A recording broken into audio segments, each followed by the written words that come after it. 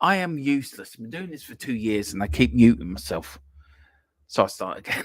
Good afternoon, everyone. Welcome to HFC Till I Die Home with Tottenham Past Present. And how come you can't hear me? This happened last.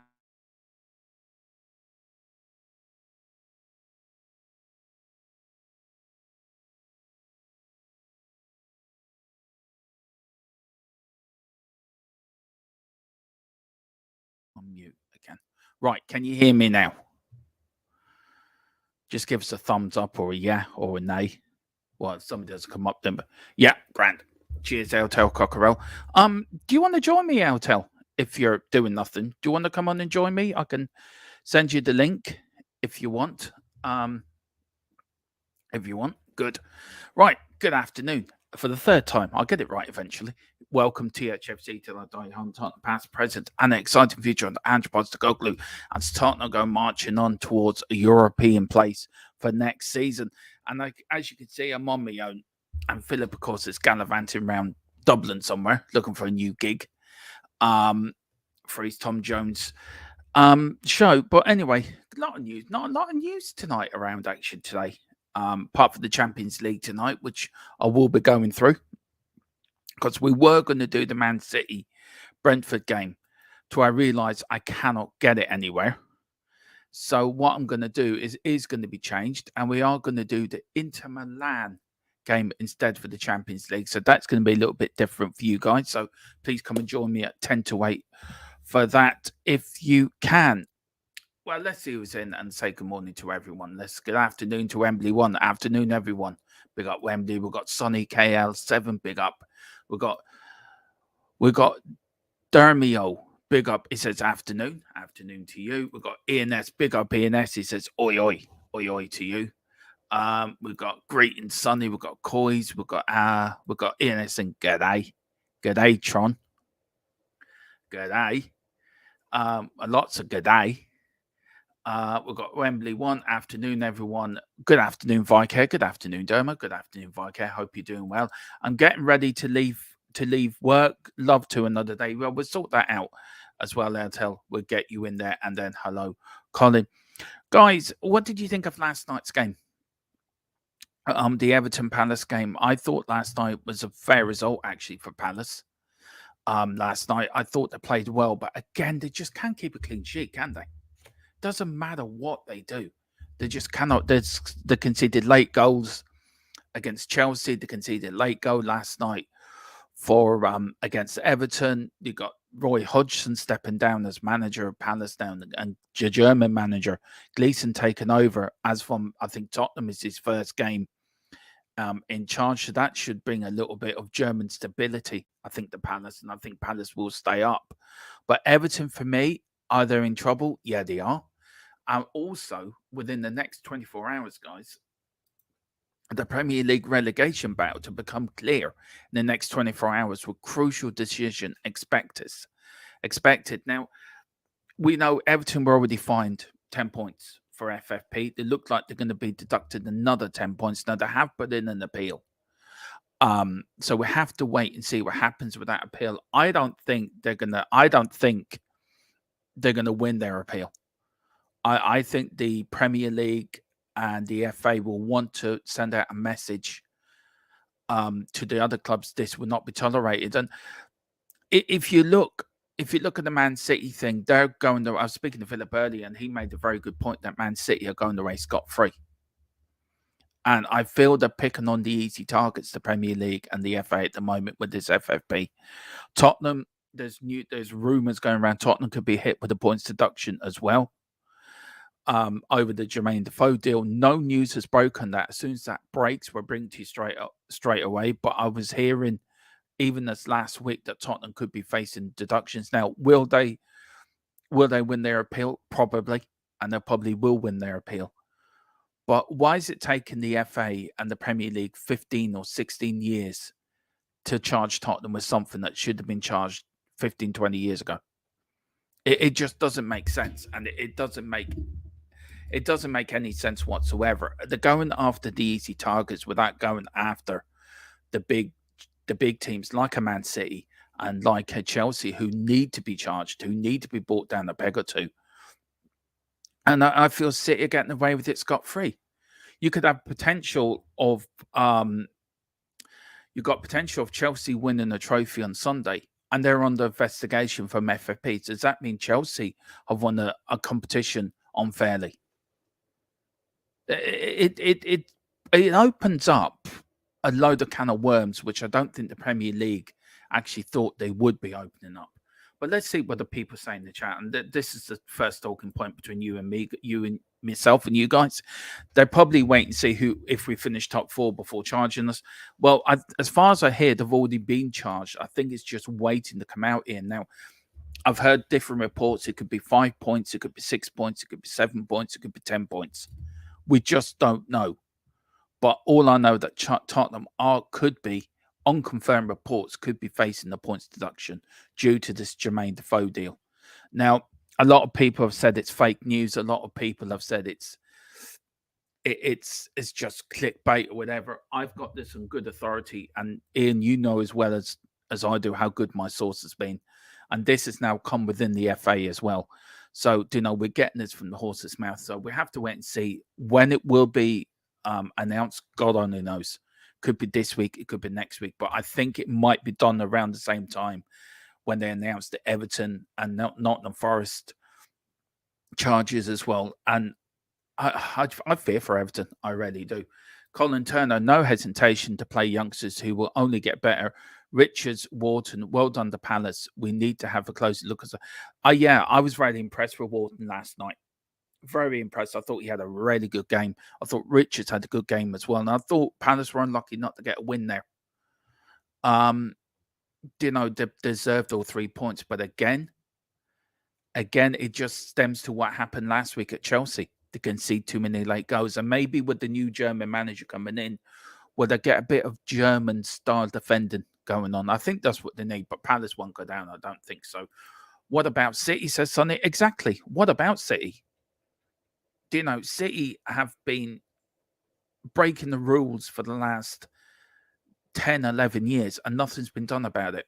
And they keep saying that they're charging them, they're investigating them, they're looking into them. Well, UEFA looked into them, charged them, and found them guilty of breaching FFP, found them guilty of breaching so many rules. And they got away with it. CAS rejected. They won their appeal through the Court of Arbitration for Sports. And it's got to a point now where the Premier League we can find the smaller teams, but we can't touch the big teams. Well, that's an unfair advantage, and it's unfair into the teams that cannot be like a Man City or a Chelsea or a Newcastle, who have Saudi backing, who have a nation behind them, who have massive oil money behind them. And now they're going over at Tottenham now for something that happened nearly 20 years ago. So where do you go with this? Is it we charge everyone else, but we won't worry about City or Chelsea because we know they can't be touched? So I think it's ridiculous. It stinks, and I agree with Ian. It says, Ian, this stinks. Wonder if we're getting a appeal date before the end of the season. Exactly. Exactly. Big up to Wayne Bonner. He goes, good afternoon, Dermot, everyone in the chat. Hope you're all well and having a great Tuesday. Yeah, busy Tuesday. Busy Tuesday. Let's go up there. We've got also they look better playing 5 at the back. Will be interesting if it's by design because of injuries or whether it's a new manager's way.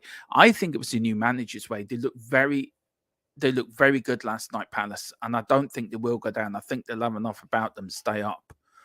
But they are looking at the closest rivals at Brighton, and look how well they're doing. So I can understand why the Palace fans are unhappy at the moment. There's not really been much investment. But look, I wish Roy Hodgson a happy retirement. It's not to see any manager fall ill at a football club or go into hospital because of anything to do with the football club. And the way Palace handled it as well was absolutely short of a disgrace. I mean, that man deserves more respect than he got. And it's okay putting out statements saying, oh, you're a great friend and he's got the keys to Palace. Well, you went behind his back. Somebody leaked it to the media that you were appointing this new manager instead of letting Roy Hodgson go out on his own terms. He was sort of forced out because he was unwell. He got taken to hospital. He collapsed apparently at the training ground. And I feel Palace didn't give him the opportunity to go out on his own terms and at least bring him back for the next home game and let him say goodbye properly to the fans. I think Palace owe him that at least. He kept them up last season, and he put them on the stability of keeping them within the Premier League for the last 10 years. So I think Roy Hodgson needs to be respected more. Yeah, he is old. He's 76. So I think this will be his last management. But you look at what's his name? Who's his name up at Aberdeen? He's in his 70s and he's still managing. So I suppose you'd say never say never. Viker says, I am an Everton fan. I know you are, but let me know what you think, sir. What you think, let me know. Wembley 1, if Palace played at that, we will struggle our current form to break them down. Yeah, I agree with you, Wembley 1. That's the game I am not looking forward to. In this, a bit like us, we can't keep a clean sheet either. No, we can't. Viker says it was a good game. It was a good game. I enjoyed it last night. I really did. I thought it was a good game. And I felt sorry for Palace. I thought Palace deserved it. I really did. Let's see who else has come in. We've got Wayne Bonner. I see Dermot unsupervised. Let the fun and the games commence. That's it, Wayne. You know what it's like. We've got Ian S. Got my coffee here with you guys, Wayne. So all is good. Big up to Ian. We've got Wayne. Perhaps they should grow a pair and deal with Chelsea and City before going after. I agree with you. I absolutely agree with you. They should go after Chelsea and Man City, but they won't because they know they will lose. Why? Because A, Man City have the money to buy the best lawyers in the world. B, Chelsea, they'll probably will their way out of it with some loophole that's somewhere along the line. And I just feel you're never going to get Chelsea and Man City done for this. They'll always find a way around. They'll always find a way out of it. And it's wrong. And it's very, very wrong. And I'm really pissed off that the likes of Everton, look, they've done wrong. They've reported themselves. So rightly, if you report yourself, you get punished. You take the punishment and you get on with it. But when you see the likes of Chelsea in a League Cup final, you look at Man City winning everything, but they've cheated by getting there, by flaunting the laws of the game, by finding loopholes. That shouldn't be allowed. And if UEFA have found them guilty, surely it shouldn't take the Premier League too long to find them guilty as well. But it's and look, and they're going to find Tottenham for something that happened 20 years ago. Come on. It's ridiculous. Absolutely ridiculous. We've got Ricky Villa, THFC. Big up, Ricky. Says afternoon, Dermot. And all in the chat. Afternoon, sir. How are you? Carl Simpson. Good afternoon, Dermot. And everyone in the chat. Afternoon. We've got a lot of people saying all right to everyone. We've got Ian says, I don't really know the ins and outs of the Defoe deal, but I'm surprised Levy let that happen. Well, the end of it is, this is sort of what I've been told. They used an unlicensed agent back then called Mitchell Thomas, who used to play for us and West Ham back in the day. Now, it was Harry Redknapp. Apparently, this is what I can gather. Harry Redknapp used him. Daniel Levy used him to get to Defoe from Portsmouth to Tottenham. Now, if they didn't find anything 15 or 16 or odd years ago, what's come out now to make them look at it again? And if they have found something, then why wasn't it looked into then, if you know what I mean? I feel, Philip said to me, and I agree with him, Tottenham will win the appeal because it's very hard to charge somebody nearly 20 years after the fact. Back then, there wasn't so much rules on non-licensed agents. Everyone used them. Every club did it. So if you're going to charge Tottenham, then you might as well charge every other Premier League team at the time that were in the Premier League, because we weren't the only team using unlicensed agents. So is this an anti-Tottenham thing by the Premier League? Probably is. We all know the Premier League don't like Tottenham, and we don't like the Premier League. they're just a bunch of soft kids that won't go after the bigger fry. But let's pick on Tottenham. Let's hang on. Let's go through the rule book. Have a look through the rule book. What can we charge them with? Oh yeah, we found this law in 1892 by using the wrong tea bags in their tea. Let's dock them 10 points for that. And hang on, let's go through it again. Oh yeah, hang on. In 1934, they used the wrong bit of milk. Let's charge them with that as well. That's 5 points. That's 15 points for making the wrong cup of tea. Let's go through the rule book again. Let's see what else can try. Oh yeah, in 1972, they paid the player £1 more than what they're allowed to. Or let's charge them 20 points for that. But Man City can go around and just flaunt the laws like they don't exist. And they can, I'll tell you what, let's put more money into the club, but we'll call it extra sponsorship.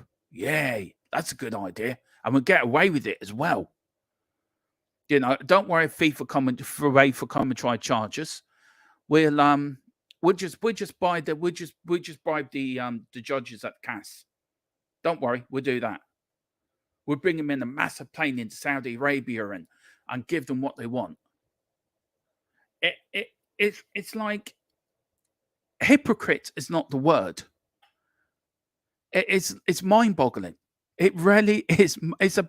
Sonny's right. It's a bloody joke. It really is. And you look at Everton, you look at Forest. Forest went for a year in the Championship. And, of course, when they're going to come back up to the Premier League, they're going to spend big to stay up in the Premier League. That's where the money is. And, hang on, how about giving a bit of leeway to these teams that come up and down that are yo-yo clubs? But you won't look in and you won't charge the bigger fry that can damage your brand. And this is what it's all about. This is what it's about from start to finish. It's about the brand of the Premier League. It's about the brand of how can we sell the brand of the Premier League to the world, to the world. We can't have our champions being demoted to League Two for corruption. Oh no, we can't do that. But don't worry about Everton or Nottingham Forest. Don't worry about their fans. Don't worry about them. Don't we knock them down? We'll give them into the Championship. Let them get on with it. You know, that could send a club into administration. A club that hasn't got big owners. We all know Everton were financially in a mess, but they're building a new stadium. So how much more money's gone into that? How much debt are they actually in? And you relegate them into a Championship, they could go into administration. Same as Forest. But don't worry, we won't hurt the brand. That won't hurt the brand. But charging Man City and deducting them points or Chelsea, that will hurt the brand. If Juventus can get stripped of the titles and knocked down 2 divisions, I think, as Wayne says here, Wayne says if Juve can get relegated, then City and Chelsea can get exactly. But that hurt the brand of Serie A. The Premier League does not want the Premier League brand dented in any way, shape, or form. And this is what's happened. It's the brand that's got to be kept squeaky clean. So, say the likes of a Tottenham or a Forest or an Everton or any team outside the top 6. Oh, don't worry about them. We'll just get them done. But we can't touch Man City. Oh, no. We get scared. And Ian's right. Ian's spot on when he says Serie A have balls. Wayne, the English Premier League don't. And it's true. It is true. Italian football has been known for years to being corrupt. Nothing was ever done about it till Serie A actually grew a pair of balls and done something about it. And the English Premier League, it's all about the brand. How much rights can we sell to worldwide? We have to sell the brand to Saudi Arabia or China or America, or we can't hurt Man City, because if they get demoted, that would damage the brand, and that they will come after us and sue us. Do you know where are we going with the game?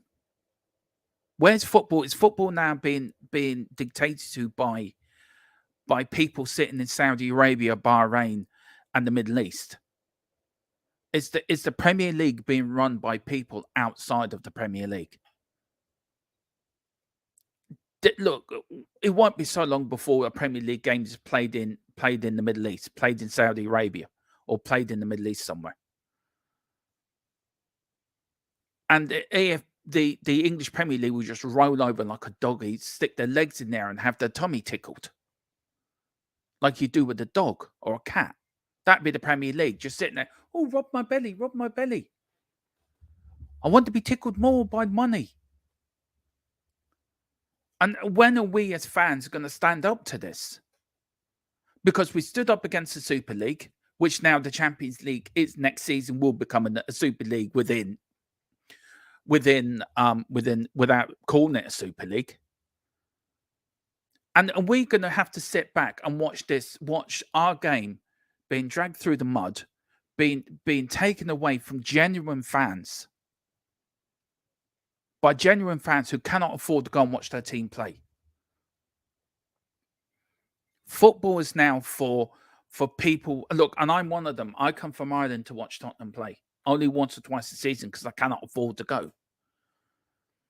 And you look, it's full of people coming from America, Germany. I've got no problem with that. Got no problem with that whatsoever. But it's the genuine fan that's being pushed out of the game. The fan that's been there back when White Hart Lane was there, when Main Road was there. If people can remember, that's what Manchester City used to play at Main Road.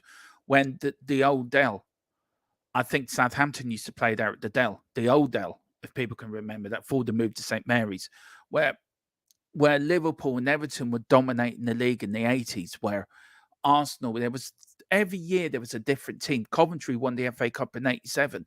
Luton won the League Cup in 87, I think, or 87, I think, or 88. Football was football back then. Football isn't football now. Football's all about money. Football's all about, if I give you the biggest band paper bag, will you turn the blind eye to what I'm doing? And yes, corruption's always been in football. Corruption and football has always gone in hand. Even back to the old days in the 1800s, when football was even starting, corruption was within football. So it's always going to go hand in hand. And I just feel the Premier League and UEFA and FIFA, and I've said it before, and I stand by what I'm saying, that they're the biggest corrupted organizations going, because they will not go after the teams that are doing the damage. They will go after the teams that are easy meat, that haven't got the money to appeal them. And you know full well Everton's not going to win their appeal against a 10-point deduction, or it may get knocked down to 5. So they get another 10. That's 15 points. Nottingham Forest get 10 points. That's Forest and Everton nearly relegated. It's all about protecting the brand. Well, if you're going to protect a brand, then you need to weed out the clubs that are damaging the brand. And that's not an Everton, and it's not an Everton or Nottingham Forest. It's a Man City and Chelsea. And they've got to realise that. You look at Chelsea up to 2-3 years ago. They had an owner, a Russian owner, Abramovich. He only left because the government sanctioned him, and Chelsea nearly went to the wall because they had no money.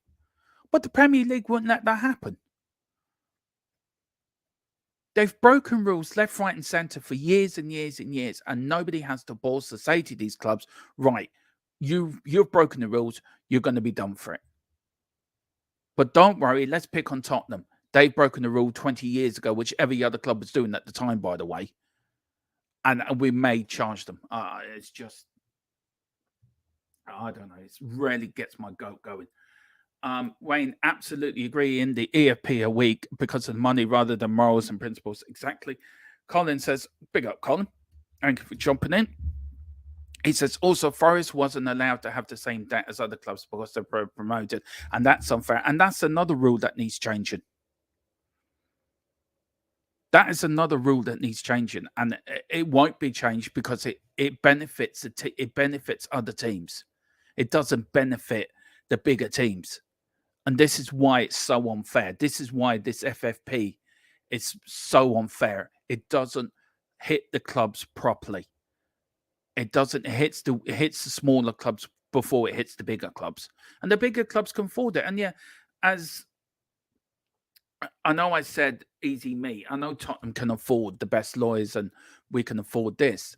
But what I meant by easy meat was that Tottenham always seem to be the team the FA or the Premier League go for. They won't go for a Chelsea or a Man City because they know they're too big for them. They're afraid of what Man City will do to them. They have billions beyond billions beyond billions to fight their case, and the FA won't have billions and billions and billions to find Man City in the court. So you know full well that by an appeal, Man City will probably win that appeal, or Chelsea will win that appeal, because they haven't got the gumption, they haven't got the balls to say to Man City, right, you can't appeal this decision, you've broken the law, you're getting relegated, deal with it. People have more respect for the Premier League and more admiration for the Premier League if they did that. But they won't. They'll go for the easy teams. Knocking down Everton could send Everton into administration. Nottingham Forest could be in the same boat. But let's not worry about them. They're yesterday's teams. We've got to keep today's team sweet. And it's gone beyond the joke for me. Carl said the thing is now, the problem is that we're a massive club despite the lack of titles. We're an operating on a level on World Football Day will target us. Do you know what, Carl? You are right by that. We are a big club. We've always been a big club. Tottenham have always been a massive club. With trophies or without, I don't care what anyone says. Tottenham are a massive club. Always have been, always will be. And you can say what you want. We haven't won trophies. And yes, there's frustration. We haven't won any trophies since 2008. Yes, getting into the Champions League isn't a trophy, but it's progression. And yeah, I want us to win a trophy more than anyone. The last trophy, I can remember us winning FA Cups and winning UEFA Cup. And as fans don't even remember us winning anything. And that's sad. But you look at Newcastle, they haven't won anything since 1969. I wonder how they fans feel and all the shite they've been through, Mike Ashley, and now they've got bought over. Now they can't splash the cash because of FFP. FFP works if it's run properly. If you've broken the rules, you get fined, you get doctor points, you take it. This is where it doesn't work because they're not targeting the people that have constantly broken the rules year after year after year after year after year. And it's wrong and it should be changed. Somebody should have the gumption and the balls to stand up to these people and say, right, enough's enough. They're ruining the game that we all love. I'm sure if I ask Wayne or Carl or Colin or Ricky or Ian, is football the same as it was back in the 80s? And I know probably all of them would say no, it's changed. Football back in the day meant something. It meant something. It was, you went to a game because you wanted to go. You went to the game because it was entertainment.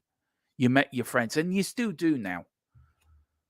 And yes, football had to change because of the times, because of Sky TV, and because it's now 2024 and it's different to what it was. And you can't be looking with football with rose-tinted glasses. But I feel football has lost its soul. It's lost its moral compass. It's lost what football was meant to be.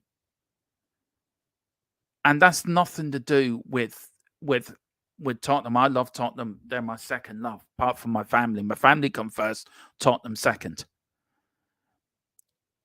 And I remember football as a child. And remember not getting many games on television, by the way, back in them days, back in the 80s. And remember looking forward to an FA Cup final, which was probably one of the few matches shown back then. And you had the odd league match shown, or you had the League Cup final shown in the internationals. They were unlike the World Cup, stuff like that, not like it is now. And you enjoyed it. You look forward to it. And I just feel football has forgotten its roots. It's forgotten what football was. It was us fans that make football. It's the fans that gave it its soul, that gave it its purpose, that gave it its... We paid for the club. The club was our club. You look back in the 70s and 80s, every club, all the fans, what you paid at the gate played the players' wages. And I think football clubs have forgotten that we are what makes football what it is. They've forgotten the soul. They've forgotten that us fans are football. If there's no fans, there's no football. But football will carry on. You saw it through COVID. They could still play. They don't need us. They don't need our fans. They don't need us filling out the stadium every week. If we didn't go, football will still exist. Football will still continue because of the money being brought in by Sky TV, by TV companies, by commercial companies, by people that are sponsoring the club, by people that can put money in. Billionaires can put money in, and we're the last people clubs think about now. Or let's put the tickets up by, say, 2 or 3 or 4%. Then that stops a man in he's taking his children to a game every week because he can't afford it, because football has become too expensive. And this is where I think football has lost its moral compass, because it seems to forgot where it's come from. And I feel the Premier League is getting too big for its boots. It's the Premier League, the bubble's getting bigger and bigger. If that bubble burst, a lot of clubs would be in financial troubles left, right and centre. But it won't burst because it won't let it go burst. It's just, I just feel football's lost its moral compass, in my opinion. Wayne says, Ricky Villier, TOTC, if the EFPL want to make a point, then they have to do it. Agreed. Vicky agrees. The EFL, well, Wayne says the English Premier League can't do us on FFP, so they'll look for any other excuse to come for us with no logic or reason. But exactly, Wayne, absolutely, exactly. Ricky says White Hart Lane still miss the old girl. I do too. I went to the game, went to the Brighton game, right? And as much as I was excited going to the game, going to watch my team play, excited going to watch Tottenham the first time this season, I don't know. There was something missing in that stadium. As magnificent as it is, as lovely as the stadium is, as great as it is, and you know how much people can.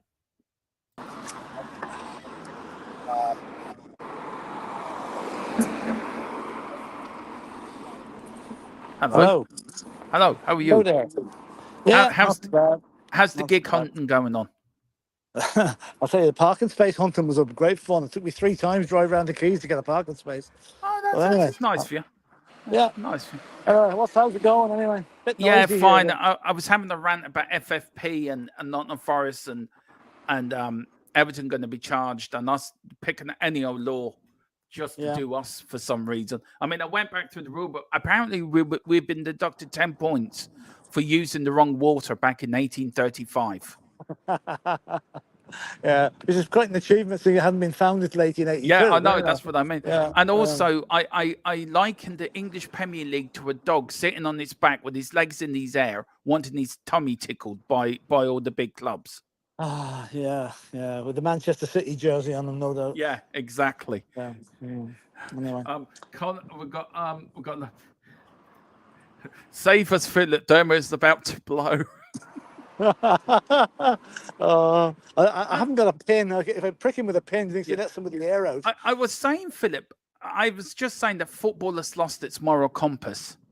That it's not what it used to be. If you look back in the 70s and 80s, even 90s, we paid for the players' wages by going to a game. Yeah. The fans, and it does prove that football doesn't need fans. It showed that during COVID. True. As long as you got sponsorship and TV money. Yeah, exactly. True. Absolutely, exactly. Yeah. Wayne saying, I'm so behind on the comments. I rambled on so much. I got behind them. Don't talk to me about Coventry yet. Yeah, I mentioned 87. Mention that. Please. I need therapy every time I hear that name, that date mentioned, even. You need to start drinking the stuff behind you, Philip. Oh, thank God, yeah. Here we are. What we got? Tealings, is it? Yeah, Tealings. No, the Guinness one. Oh, that one there. Yeah, Oh, the old poster from back in the day. Yeah. Oh well. Ricky, Anyway, new stadium is awesome, but it will never beat White Hart Lane for me. Philip, the new stadium, as lovely as it is, it will never be White Hart Lane, will it? no. I mean, you can't replace history like that. I mean, No. okay, you can't stand still either. You have to move forward, and any team that's left of the ground holding 35,000 isn't going to survive that long in the present climate. You've got to have other money making streams. I mean, White Hart Lane? I used to get a shiver down your back coming up from the up the stairs and seeing those blue seats. Yeah. You know, it was incredible. You don't quite get the same buzz at the new stadium, but let's just say it is what it is. As you say, things have moved on. We're there now, and the legacy I've got at White Hart Lane is we played the last season there unbeaten, which is a great, a brilliant send off, a great memory to finish off in the place. Yeah. We did, Philip. We really did. We really did.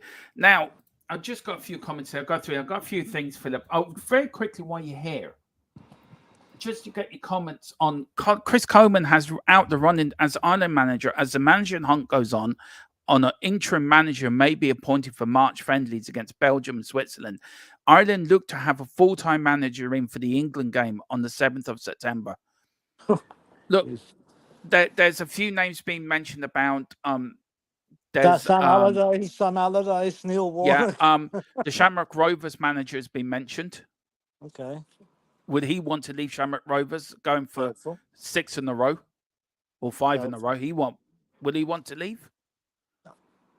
I mean, it's getting to be a little bit of a joke. Nobody wants us. No. Neil Lennon was ruled out on Sunday. Chris Coleman doesn't want it.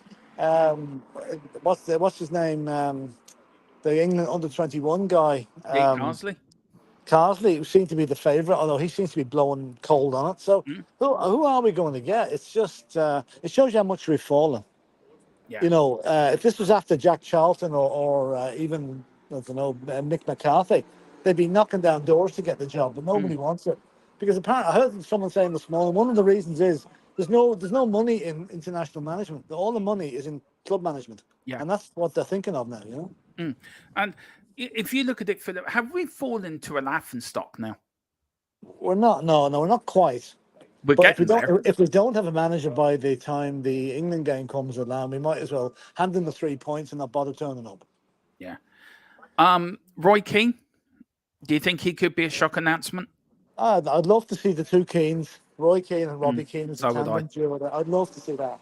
That would shake things up a bit, but that's not going to happen because the suits in the FAI would not like they'd be just waiting for Roy Keane to let his next bombshell land. You know, he wouldn't hold back in criticising those guys. Yeah. So, well, these are the people I'm hearing today. John O'Shea, he's in the no management experience. Yeah.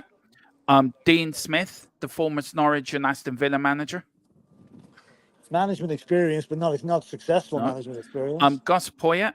He's in. That's better. That's getting better, getting warmer. Yeah, and then we're going for a Russian manager, Pedro Valentinko, who managed Switzerland. Apparently, and Stephen Kenny's assistant. My God, are they letting him back near the building at all? Jesus. If that happens, Philip, I swear to God, I'm walking away. I won't watch. I'll walk away. Let's face it, you won't even walk in to walk away. Yeah. And look, though England haven't beaten us in 33 years in the competitive games, I'm quite worried that we might lose against them somehow. No, after that, like you mentioned, I think Gus Poyet would be a good man. The fact he has Spurs connections. He's done a good enough job at Greece. And to be honest with you, I would look at Greece as being a step ahead of Ireland. So it's a bit of a, he's taken on a bit of missionary work there. Yeah. And Greece outplayed us when they played us at the Aviva, by the way, and away. They've got some very good technical players. It's what we lack. We want a manager that can teach the players good technical skills. Yeah. And we don't have that at the moment. No. You know, hit it up the pitch and run after it. That's the type of stuff manager we've had for the last while. Well, this is it here, Philip. This is the let me take that off. This is Ireland's Nations League. Where is it? Let me take that off now to Chris Coleman. The next Ireland manager first competitive game will be against England. The Republic of Ireland will welcome England to the Aviva Stadium in their opening game of the Nations League campaign in September. The first competitive meeting between the sides in 33 years. So we kick off with England. Then we're 7 days, 4 days later. No, 7, 8. 3 days later, we're at home to Greece. Then we're away to Finland, away to Greece, home to Finland, and we finish off then in 17-11 away to England. So it's 1, 2, 3 at home and 3 away. Yeah, all right, fair enough. So yeah, it'd be nice to have no points going into the third match, won't it? You're full of optimism, you are. I'm sorry, does it show that much? Oh God, it does. Yeah, it does show that much. Yeah, I'll try and rein it in a bit now, don't I? You know? Yeah, but anyway. Let's see what the people have to say in the chat. We've got. I'm so lost. Colin says 66. Sheffield Wednesday had 3 players for fixing for life corruption. I actually remember that. Yeah, I remember that. So what did they fix? Was it a match they fixed on? Was it? I think so. That was Derek Swan. The Swan was one of the players. It was quite a scandal at the time. I think it was a match they fixed. Yeah, they were playing. Do you think, Philip, I said it earlier, I wonder your opinion on it. Do you think the Premier League worried more about the brand than they do about anything else? Well, it all comes down to pounds, shillings and pence or sterling or whatever you want to talk about. It's all down to money, really. That's the bottom line. And unfortunately, it's been the what's the word I'm looking for? The ethos of the game. What started the game off was the love of the game. Now it's the love of the pounds coming in over the counter. That's what the love is. Yeah. So. And also, Ian says we won FA Cups when we used to have an entire day in front of the TV and those. I remember it started at 10 o'clock or 11 o'clock. You used to go to the hotels to see what the teams were. Then you see the teams going to Wembley. Then you had the road to Wembley. Yeah. You had Jimmy Tarmac. Or Jimmy Tarmac. Yeah, Tarmac or Tarbuck playing with remember them charity games you used to play? Yeah. And then you had Saints and Greavesy doing their bit. On the BBC, you had Jimmy Hill just talking a load of nonsense. Yeah. Trying to stir the pot. For the older viewers too, back in the 60s and early 70s, you used to have a stand. Used to put up a stand on the halfway line, and this guy in the white suit would stand up and conduct the crowd singing "Abide with Me." Really? Yeah. Somebody looked it up. I'm sure it's on YouTube. I forget what his name was. He did it for years, and it was a real, like, Abide with Me was the real, so that you'll never walk alone of all the clubs, not just for Liverpool, you know. Yeah. So it was a real spine tingler when they done that, you know, especially if your team was in the final. Yeah. You know? I know. Carl says, I said, is football recognisable now like it was back then? Carl says, God knows, almost unrecognisable now. The money has obliterated it, and still waiting for that Spurs title. Yeah, exactly. Aren't we all? Yeah. Aren't we all? Wayne Bonner says, football is absolutely nothing like it was. It's too much of a business these days, too much money. Fans not necessarily being a priority to clubs or governing bodies. Yeah. Bottom line, Ian says, football is no longer a sport, it's a business. That's what we've been saying all along, you know.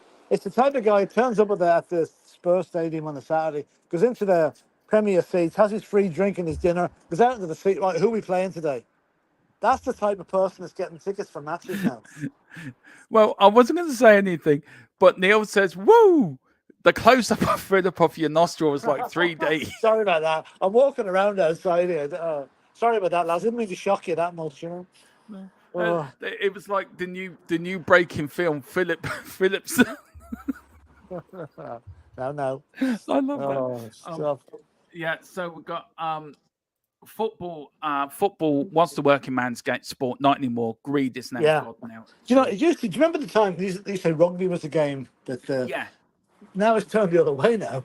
If you think about it, rugby's become more populist, and soccer and football has become more elitist. Yeah. You know? Dermo as a youngster in Ireland watching the teletext, waiting to see the scores. Those were the days. Oh, yeah, I remember that was doing one of the days. I remember the teletext. Yeah, I remember the teletext. Do you remember back in the day, if it was a relegation team, you see all the fans bringing little transistor radios? Oh yeah. And ringing up their mates. What's the score? What's the score? Yeah, I thought teletext was completely gone, but when I was in Lanzarote recently, one of the hotels there has all the flight arrivals up on teletext in the reception area. Is it still going? It's still going some places. Yeah. Wow. Yeah. Rick Avelia says non-league football is so much more appealing these days. It actually treats you like a supporter, not a consumer.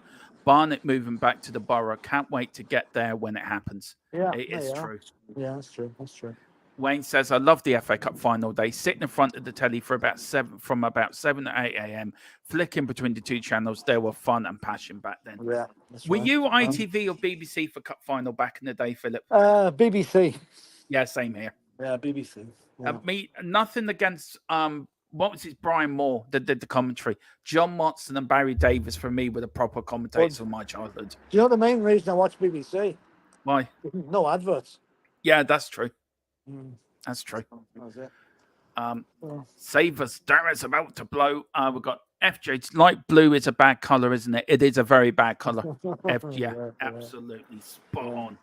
I wouldn't mind a tummy rub depending on who it's. Oh Lord! I hope your wife doesn't watch the rerun of this, Nick, Carl. Yeah. Carl, so is it from FIFA, UEFA, or the Premier League you like it from? Just let us know. Talking in code now.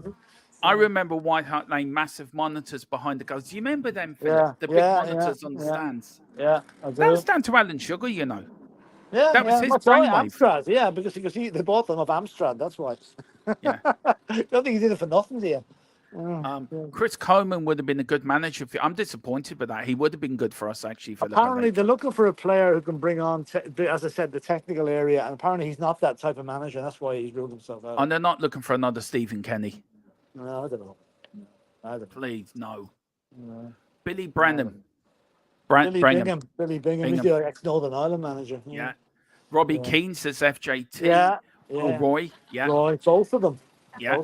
Carl is saying Stephen Kenny has just done a U-turn skid. He's on his way back. No chance. Frank Lampard.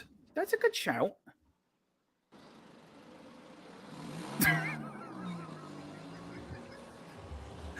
Philip Silent said everything. Do you really want to go there? Philip Silent said absolutely everything there.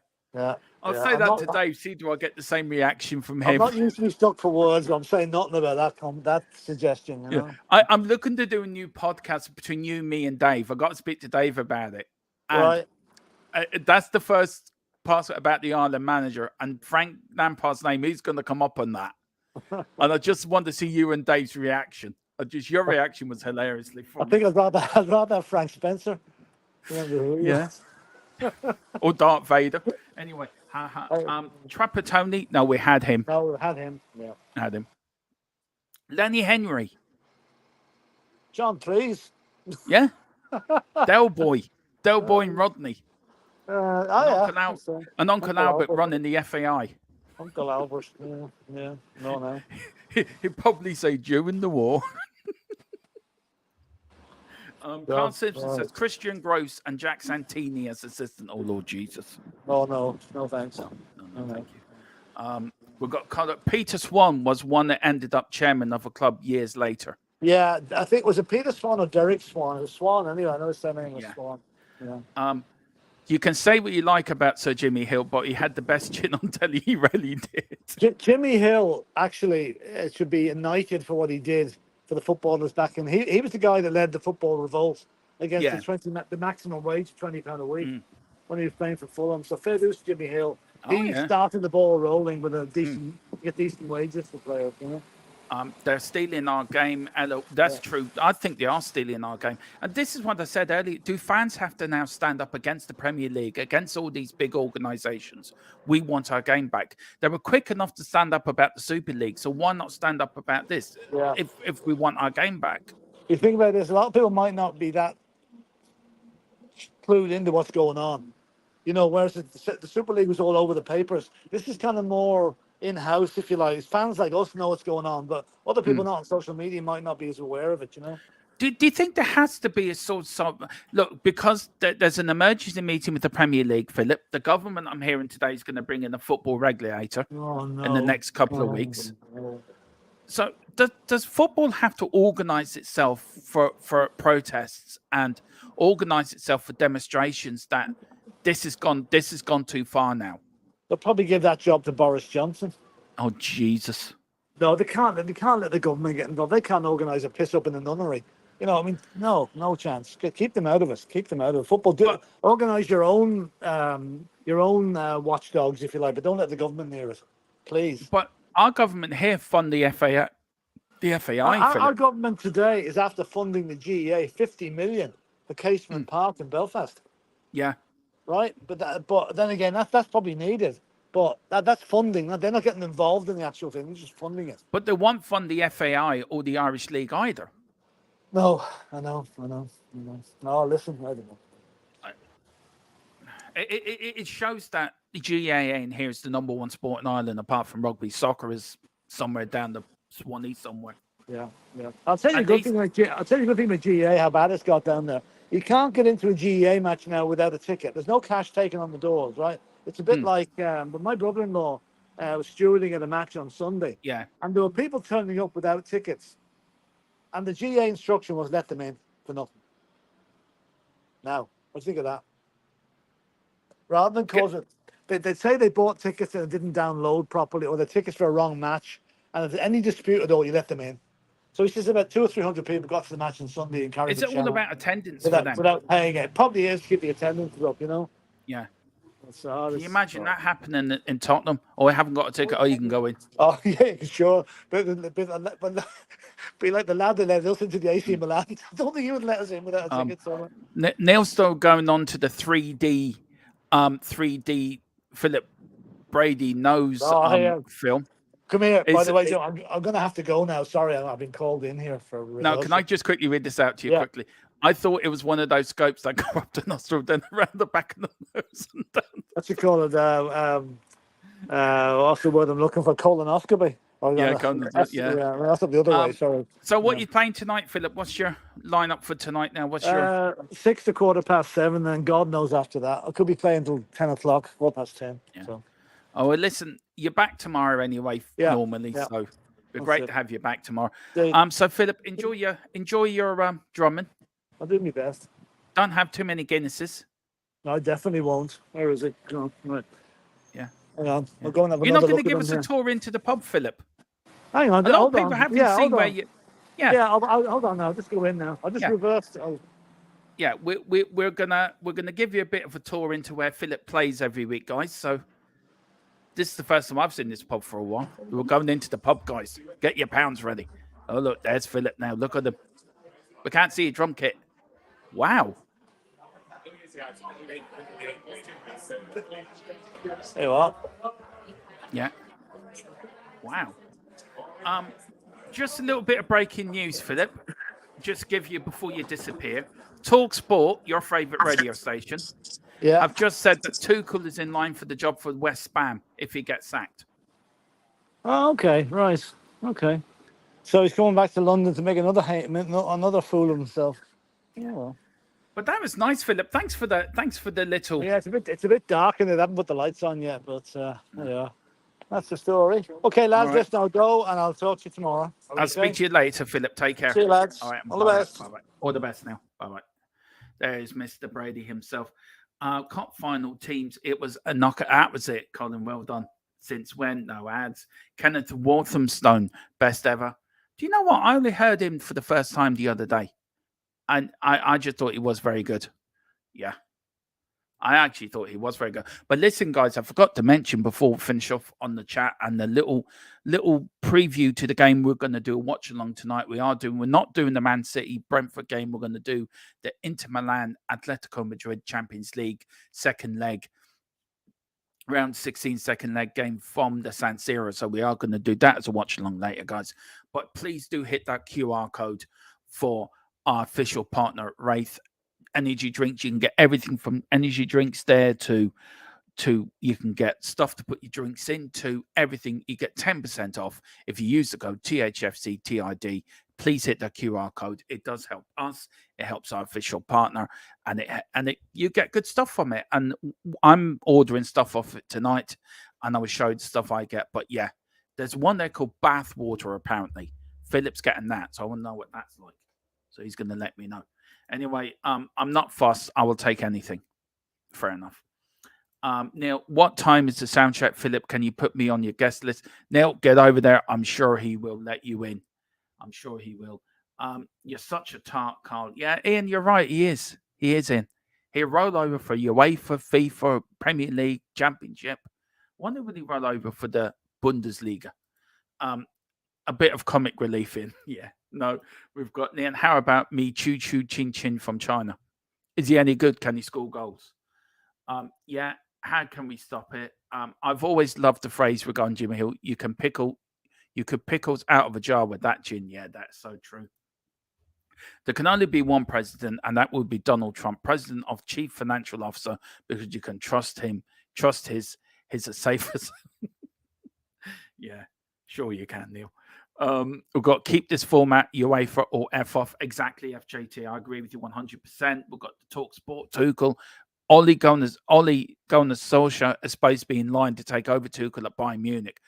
If it hasn't gone more bizarre, it's just gone really bizarre. Carl Simpson, that is where it all actually happens. Got to fight off those fans off. Yeah, exactly. And Conte wants Bayern Munich, apparently. Will Harry Kane want to stay there if Conte goes there? Who knows? And then we've got Man City are playing Brighton, Brentford tonight. They are. And then we've got YouTube full-time. That is for our sponsored. That's for our partner channel, the Full-Time Sports Network. Now, guys, here we go. This is all your information for the game tonight, because we are doing the Inter Atletico Madrid watch along. I'm going to change the thumbnail and change everything around, guys. We were doing the Man City Brentford game, but I can't find the link for that. But I know this is on TNT, so we will play this. Of course, the location is in Milan, Italy, in the Stadium San Siro. Kickoff 8 o'clock tonight in Ireland, England, and Europe. 3 o'clock Eastern time, 12 midday Pacific time. The referee is Team Vena Kofas from Romania, and VAR is Michael Fritz from Germany. Now, Inter Milan versus Atletico Madrid head-to-head.